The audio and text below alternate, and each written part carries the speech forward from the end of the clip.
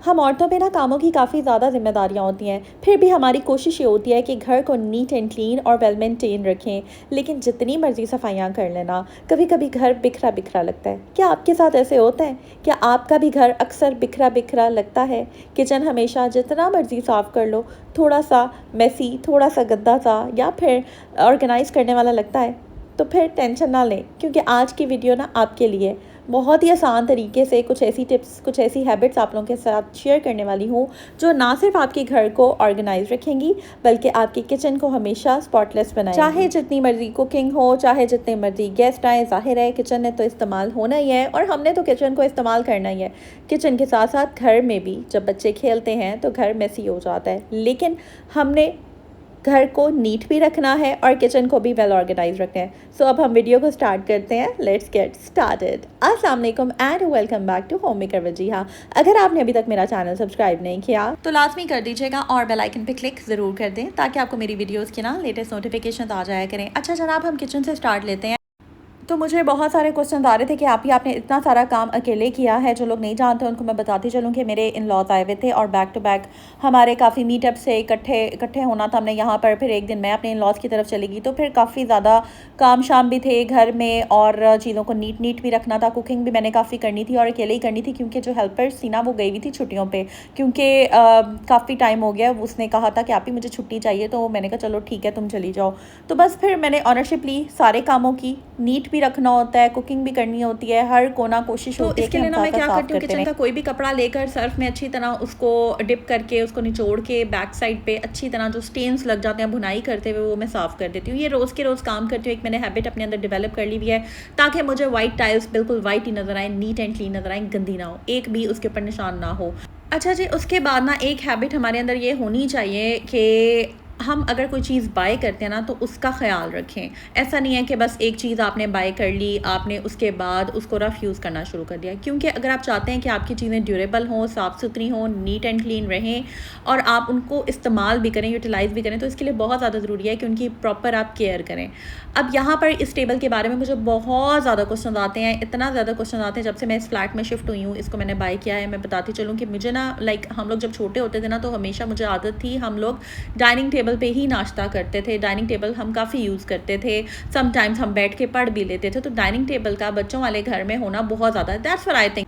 तो मैं ना अपने पुराने घर में काफ़ी टाइम से डाइनिंग टेबल लेना चाह रही थी। मुझे काफ़ी ज़रूरत थी, क्योंकि बच्चों को समटाइम्स जो है आपको अच्छा नहीं लगता था मुझे कि वो कहीं पे भी सोफ़े पे बैठ के खाना खाएं, या फिर उनको प्रॉपर मैं टेबल मैनर्स उस तरह से प्रोवाइड नहीं कर पा रही थी। तो बस फिर मैंने ये एक दो दफ़ा कोशिश की थी कि मैं कोई छोटी डाइनिंग टेबल ले आती हूँ, लेकिन उस वक्त शायद अल्लाह ताला को मंजूर नहीं था। तो बस फिर अल्लाह ताला यही चाहते थे कि हम शिफ्ट हों और फिर हम अलग से डाइनिंग टेबल प्रॉपर्ली लें। माशाल्लाह से अल्हम्दुलिल्लाह, अल्लाह ताला का मैं जितना शुक्र अदा करूँ कम है। तो बस जनाब ये मैंने बाय की थी। अच्छा, मुझे बहुत से क्वेश्चन आते हैं, आप भी कहाँ से बाय की थी? तो ये लाहौर से ही बाय की थी, 7 अप पुल के पास। काफ़ी सारी शॉप्स हैं फर्नीचर की, आप कहीं से भी बाय।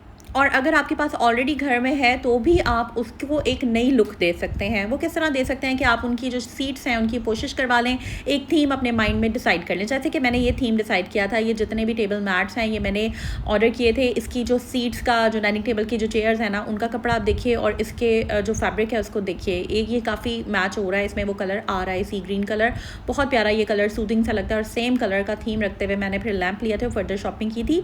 स्टेप बाय स्टेप मैं आप लोगों के साथ जो है ना वो चीज़ें शेयर करूँगी। तो सबसे इंपॉर्टेंट ये है कि आप अगर तो चाहते हैं, बहुत सारे लोग प्लास्टिक नहीं भी बिछाते, ये टोटली आपकी अपनी चॉइस है, बट ये 400 रुपये का पर यार्ड आपको आराम से प्लास्टिक मिल जाता है। यही प्लास्टिक मैंने अपनी जो मैंने फर्नीचर जो मैंने बनवाया था, जो ड्रेसिंग टेबल का मेरी वैनिटी है, जो डक्की भाई ने भी जहाँ से घर का फर्नीचर बनवाया है उस जगह से मैंने वो एक टेबल तैयार करवाई थी। थोड़ा लेट उन्होंने दी थी, लेकिन ये है कि वो क्वालिटी वाइज बहुत अच्छी है। इंशाल्लाह वैनिटी टूर भी किसी दिन आपको मैं करवाऊंगी। तो फिर ये था कि मैंने उसके ऊपर प्लास्टिक ये बिछा कर वहाँ पर भी रख लिया है। जो बच गया था ना 1 गज़, मैंने ये बाकी फिर फोल्ड करके उस पर बिछा दिया था। उससे फ़ायदा ये होता है कि आपकी चीज़ों की ना लाइफ बढ़ जाती है, उस तरह से गंदी नहीं होती। हालांकि ये जो इसके ऊपर शीट है, ये टर्किश शीट है, ये शीशम की लकड़ी का ये बना हुआ है, बट स्टिल इसके ऊपर आप चाहे इसको पानी से भी धो लें, कोई मसला नहीं होता। बट स्टिल मैं चाह रही थी कि मुझे ना इसको नीट ही रखना है। तो आप पूरी मुमकिन कोशिश करें चीज़ों को लेकर जितना साफ़ रख सकते हैं रखें, और साथ साथ डस्टिंग करते रहें। ये जो डेकोरेशन पीसेज हैं इनकी भी साथ साथ सफाई होना ज़रूरी है, तो उसके लिए मैंने माइक्रोफाइबर तो उससे मैं साथ साथ साफ़ करती रहती हूँ। जहाँ पर मुझे लगता है ना डस्ट आ जाती है, क्योंकि जिस जगह हम रहते हैं ना यहाँ पर डस्ट आंधी वगैरह समटाइम्स आए, या डस्ट क्योंकि पार्क्स काफ़ी ज़्यादा हैं तो फिर डस्ट आ जाती है, तो फिर मैं साथ साथ साफ़ करती रहती हूँ। अच्छा जी, बेडशीट्स मुझे जहाँ जो अच्छी मिलती हैं मैं वो ग्रैब कर लेती हूँ। ऐसा नहीं है कि बेडशीट्स के लिए कोई स्पेशल मैं शॉपिंग करने जाती हूँ। बेडशीट्स इस तरह आ जाती हैं कि 3-4 महीने बाद कोई ग्रॉसरी में से हम कोई चीज़ ले आते हैं। हर 3 महीने बाद 2 महीने बाद जब मुझे अगर कोई अच्छी लग जाए, कोई इकोनॉमिकल भी हो, कपड़ा अच्छा हो, तो मैं बाय कर लेती हूँ। ये मैंने सदर बाज़ार से बाय की थी, मुझे 1700 रुपये की बेडशीट मिल गई थी। ठीक थी, अच्छी थी, अभी तक काफ़ी अच्छी जा रही है, बड़ा सूदिंग सा प्यारा सा कलर है।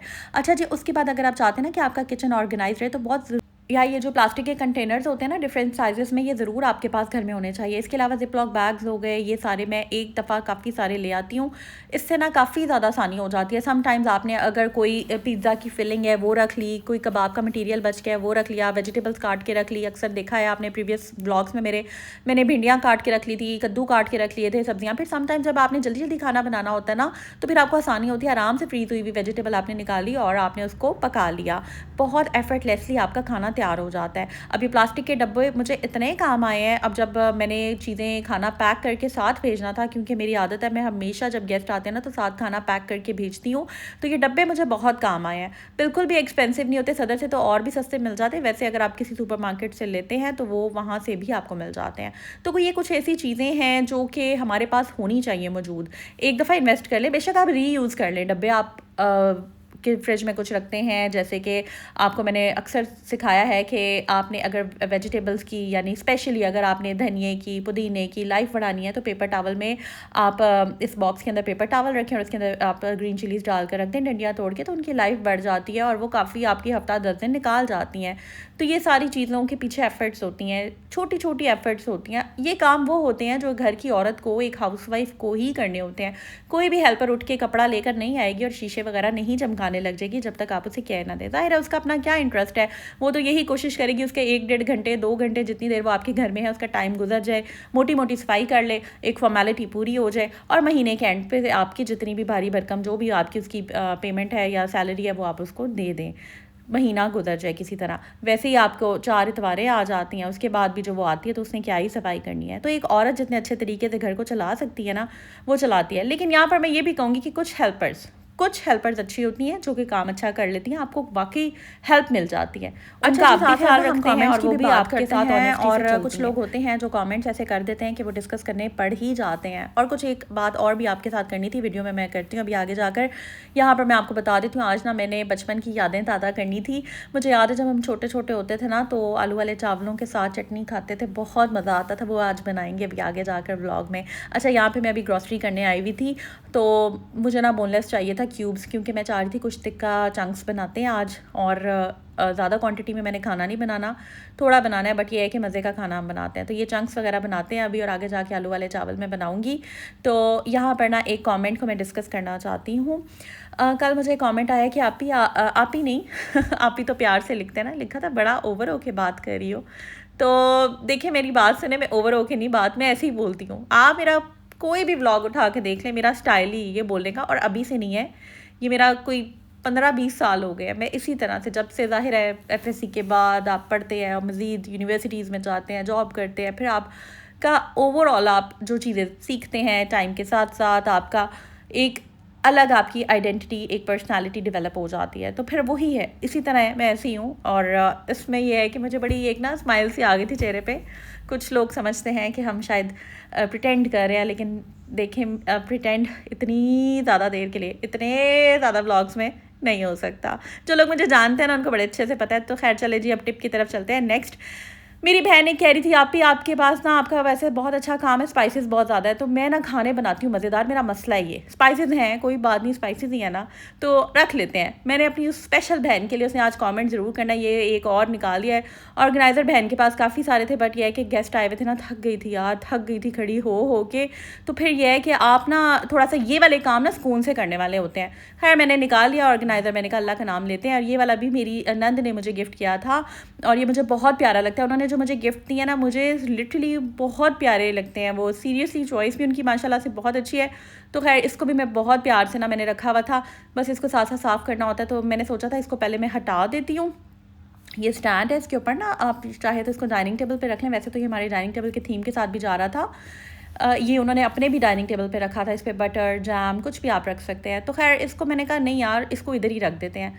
ये शहद था नीचे से थोड़ा सा लगा था, मैंने इसको साफ़ करके भी अच्छे तरीके से, ये अभी आया ही था, कल पार्सल आया था, तो वो मैंने खैर उसकी सेटिंग कर दी थी। तो थैंक यू सो मच, जिस बहन ने कहा था आपकी स्पाइसेस थोड़े से ऑर्गेनाइज कर लें, लेकिन अंदर नहीं रखने मैंने मेरी अम्मी भी कहती है, मेरी बहनें भी कहती हैं अंदर सेट करके रखो, कैबिनेट्स में रखो। मैं नहीं रखती, क्योंकि मैंने झटपट खाना बनाना होता है, फटाफट फटाफट फटाफट, और खाना भी मैं बनाती हूँ, मुझे होता है कि यार मज़ेदार हो। कभी भी मैं खाने के साथ ना डिसऑनेस्टी नहीं करती, यानी कि अगर गरम मसाला मैंने नहीं डाला ना, तो जब तक मैंने डाल नहीं लेना तब तक मैंने खाना नहीं डिश आउट करना। मेरा ये है एक प्रॉब्लम, हर इंसान के साथ कोई ना कोई होता है ना, तो बस ठीक है, ऐसे है तो ऐसे ही सही है। खैर अब जनाब मैंने झटपट चावल बनाने हैं, बचपन वाले चावल बनाने हैं। बचपन में यार जो वाइब आती थी ना, आलू वाले चावल और मटरों वाले चावल और चने वाले चावल, पुलाव, थोड़ी सी बोटियों का, ज़्यादा नहीं, भरे भरे खाने, बहुत ज़्यादा खाने का मेरा दिल नहीं करता। कभी कभी सिंपल, कभी एक बोटी के साथ पूरी प्लेट चावल खाने का भी अपना। यहाँ पर ना मैंने चंक्स भी बना लिए थे, क्योंकि मैंने कहा कि अगर किसी ने नहीं खाया तो फिर ऐसा ना हो कि मुझे खाना बनाना पड़ जाए, तो ये मैं एक्स्ट्रा बना कर रख लेती हूँ कुछ चंक्स, इनको भी कुछ मज़े का कर लेंगे। और ना अगर बच गए तो फिर मैं क्या करूँगी, इसको फ्रीज़ कर दूँगी, फिर मैं किसी टॉपिंग में इस्तेमाल कर लूँगी, मतलब कोई ना कोई जुगाड़ मैंने लगा ही लेना है। तो बस इसको मैंने साइड पे रख दिया था। अब एक और बात कर लेते हैं, अब हम चावल बनाना स्टार्ट मैंने कर दिया। ज़्यादा नहीं बनाऊंगी, थोड़े से बनाऊंगी, क्योंकि आज के दिन के लिए बनाऊंगी। मैंने भर भर के अभी चावल वगैरह कुछ भी नहीं बनाने, क्योंकि प्रीवियसली मैंने काफ़ी कुकिंग किया। मैं चाह रही थी टू द पॉइंट थोड़ी थोड़ी कुकिंग करो। एक बहन का क्वेश्चन भी आया था कि आप बहुत थोड़ा खाना बनाती हैं, तो जी बिल्कुल, मेरी छोटी सी फैमिली है माशाल्लाह से, तो बस फिर मैं जितनी ज़रूरत होती है उतना ही बनाती हूँ। तो एक मेरे दिल में ना बात आ रही थी, मैं यहाँ पर ना जितनी भी बहनें जो यूट्यूब, क्योंकि मुझे काफ़ी क्वेश्चन आ रहे हैं, हमारे लिए भी दुआ करें। जब से मैंने अपनी यूट्यूब इनकम वाली वीडियो शेयर की है ना, मुझे काफ़ी क्वेश्चन आते हैं, आप अपनी जर्नी शेयर करें, और इसके नीचे लिखा होता है कि अल्लाह ताला हमारे लिए भी ये दिल लेकर आए, हम भी अर्न करें, या हमारा भी चैनल वायरल हो। तो मैं अपनी सारी बहनों के लिए, जितनी भी बहनें मेहनत कर रही हैं ना, सबके लिए दुआ करूँगी कि अल्लाह पाक मेरी सारी बहनों के चैनल वायरल कर दे, और वो भी अर्न करें अपने लिए, अपने घर वालों के लिए, अपने बच्चों के लिए एक्स्ट्रा अमाउंट जनरेट करें। यहाँ पर मैं कहूँगी कि जब अल्लाह ताला आपको 2 पैसे दे देना, बढ़ा दे, रिज़्क बढ़ा दे, या फिर आपको थोड़ा फेम दे दे, तो कभी भी गरूर नहीं करना चाहिए, कभी भी। मैं एक चीज़ देखती हूँ ना, बड़ी एक चल रही होती है अक्सर, कि भाई मेरा टाइटल यूज़ हो गया, मेरी डिस्क्रिप्शन यूज़ हो गई, मेरी रिसर्च थी। कौन सी रिसर्च? मैं कभी कभी सोचती हूँ कि सबको सब कुछ पता होता है। यहाँ पर ये बात करने से पहले ना, मैं अपनी जितनी भी बहनें जो इंटरेस्टेड है ना कि कभी वो मेरा टाइटल इस्तेमाल कर लें या मेरी डिस्क्रिप्शन इस्तेमाल कर लें, तो बहनों आप कर लो, कोई मसला नहीं। मैंने कोई इस पर कोई जाकर बड़ी बड़ी लाइब्रेरीज से जाकर मैंने सर्च नहीं किया, या मैंने कोई अपनी किताबें नहीं जाकर पढ़ी और जाकर मैंने उसमें से ये टाइटल निकाले। ये जस्ट आपने ट्रेंड को फॉलो करना होता है। और अगर कोई बहन लगा भी लेती है ना किसी का टाइटल, तो मुझे लगता है कि इंसान को ना अपना दिल बड़ा करना चाहिए।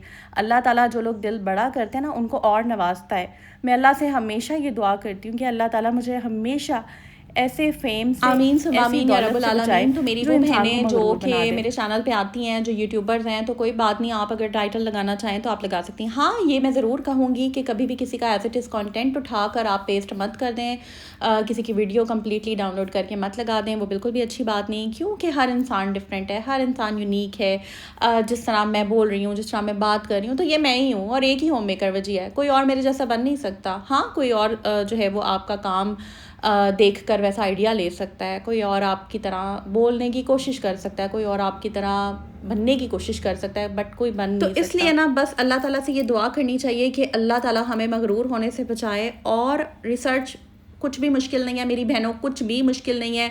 चैट जीपीटी जिंदाबाद, लोग बताते नहीं है, मैं बता देती हूँ सब कुछ। आजकल तो इतना आसानी है, इतनी आसानी है हर चीज़। खैर मुझे इतना टाइम नहीं मिलता, क्योंकि पता है आपको मेरे 2 चैनल्स हैं, मैं सामने होती हूँ, मैं ही आकर सारा कुछ बोल रही होती हूँ, वॉइस ओवर वगैरह हर चीज़ मेरी अपनी होती है, क्योंकि मैं एक स्क्रिप्ट फॉलो नहीं कर सकती। मेरा मसला है ये, मैं बोलती हूँ। अब आप देखें, ये कोई जो मैं बोल रही हूँ, ये चैट जीपीटी से मिल सकती है आपको चीज़, ये मैं ही बोल रही हूँ, ठीक है ना। तो हर इंसान अलग होता है, और अगर मेरी ऑडियंस मुझे इस तरह पसंद करती है तो मैं ऐसे ही, ठीक है यार, सही है, ठीक है, मैं ऐसे ही हूँ। और अगर ना भी पसंद करे तो भी मैं ऐसे ही हूँ। खैर, तो वो बहनें जो कि अभी स्टार्ट ले रही हैं ना, वो बिल्कुल वहाँ पे उनको स्क्रिप्ट भी मिल सकती है, वहाँ पे जाएं, सर्च करें, टाइटल लिखें, जो आपके कीवर्ड्स हैं वो लिखें, उससे रिलेटेड आपको टाइटल सजेस्ट कर देते हैं, कुछ भी मुश्किल नहीं है। तो इसलिए ना लोगों को भी, ऐसे लोगों को भी देख कर इम्प्रेस होना और इन्फ्लुएंस होना उनसे छोड़ दें, जो आपको कह रहे हैं भाई हमारा रिसर्च वर्क है सारा, कुछ भी नहीं है, बहुत ईजी है। स्टार्ट लें, बिस्मिल्लाह करें और स्टार्ट हो जाएं, ठीक है जी।